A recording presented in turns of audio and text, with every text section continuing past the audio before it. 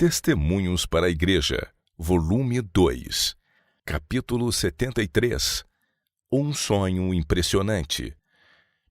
Enquanto estive em Battle Creek, Michigan, em agosto de 1868, sonhei que estava com uma grande multidão. Parte daquela assembleia mostrava-se preparada para viajar. Tínhamos carroças abarrotadas. Caminhando nós, a estrada parecia subir. De um lado havia um profundo precipício e do outro uma muralha alta, lisa e branca, como paredes com acabamento em gesso. À medida que avançávamos, a estrada se tornava mais estreita e íngreme. Em alguns lugares parecia tão estreita que concluímos não mais poder viajar com as carroças carregadas. Desatrelamos os animais para, com parte da bagagem, prosseguir a viagem a cavalo. Prosseguindo nós, o caminho continuava ainda a estreitar-se. Fomos obrigados a andar junto à muralha para não cair do caminho estreito ao precipício. Fazendo isso, a bagagem sobre os cavalos apertava-se contra a parede e nos fazia pender sobre o precipício. Receávamos cair e ser despedaçados nas rochas. Retiramos a bagagem de sobre os cavalos e ela tombou no precipício. Continuamos a cavalo, receando grandemente que, ao chegar aos lugares mais estreitos do caminho, perdêssemos o equilíbrio e caíssemos. Em tais ocasiões, uma mão parecia tomar as rédeas e guiar-nos pelo perigoso caminho. Tornando-se o caminho mais estreito, vimos que não mais seria possível ir com segurança a cavalo. Deixamo-los e prosseguimos a pé em fila, um seguindo as pegadas do outro. Neste ponto, apareceram pequenas cordas que caíam do alto da alvíssima muralha. Estas foram avidamente agarradas por nós para nos ajudarem a manter o equilíbrio no caminho. Enquanto caminhávamos, a corda prosseguia conosco. O caminho se tornou finalmente tão estreito que concluímos poder viajar com maior segurança sem calçados. Assim nós os tiramos dos pés e continuamos certa distância sem eles. Logo decidimos que poderíamos viajar com mais segurança sem meias. Estas foram removidas e continuamos a viajar descalços. Pensamos então naqueles que não se haviam acostumado com privações e dificuldades. Onde estavam eles agora? Não se achavam na multidão. Em cada mudança que se fazia, alguns eram deixados atrás, e apenas permaneciam aqueles que se haviam acostumado a suportar dificuldades.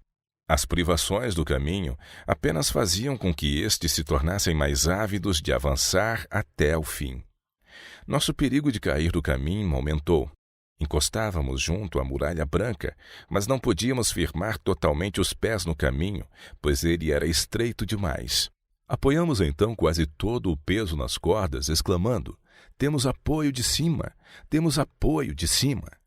As mesmas palavras proferidas pela multidão toda no caminho estreito.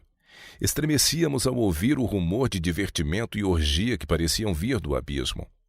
Ouvimos o juramento profano, o gracejo banal e cânticos baixos e vis. Ouvi o cântico de guerra e a música de dança.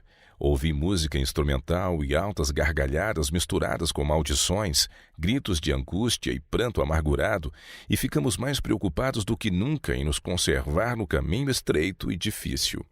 Grande parte do tempo éramos obrigados a ficar com todo o nosso peso suspenso nas cordas, que aumentavam de tamanho enquanto prosseguíamos.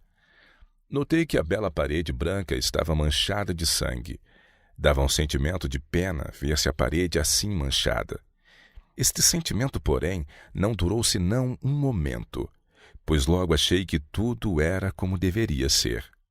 Os que vêm seguindo atrás saberão que antes deles outros passaram pelo caminho estreito e difícil e concluirão que se outros foram capazes de seguir avante, eles poderão fazer o mesmo. E ao sangrarem seus pés doloridos, não desfalecerão de desânimo. Antes, vendo o sangue na parede, saberão que outros suportaram a mesma dor.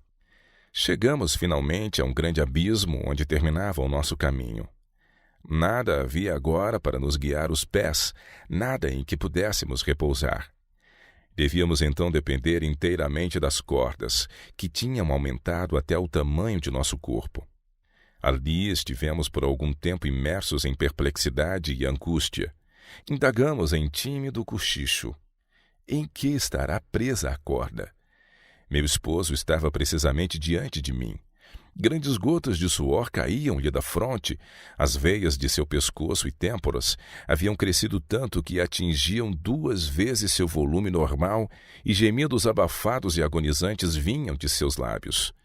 O suor escorria-me pelo rosto e eu experimentava uma angústia tal como ainda não havia provado. Terrível luta estava diante de nós. Fracassássemos ali, todas as dificuldades de nossa jornada teriam sido em vão. Diante de nós, do outro lado do abismo, havia um belo campo de relva verde, de aproximadamente 15 centímetros de altura.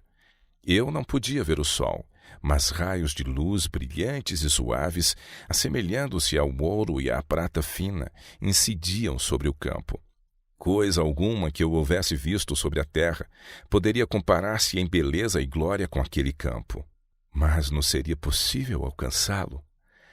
Essa era a ansiosa indagação. Se a corda se partisse, haveríamos de perecer.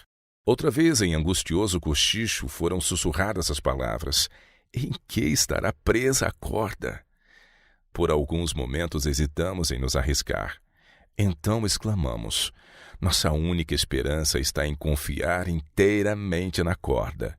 Dela temos dependido em todo o caminho difícil. Ela não falhará agora. Ainda estávamos hesitantes e angustiados. Foram então proferidas estas palavras: Deus segura a corda. Não devemos temer. Estas palavras foram então repetidas por aqueles que estavam atrás de nós e acompanhadas destas outras: Ele não nos faltará agora.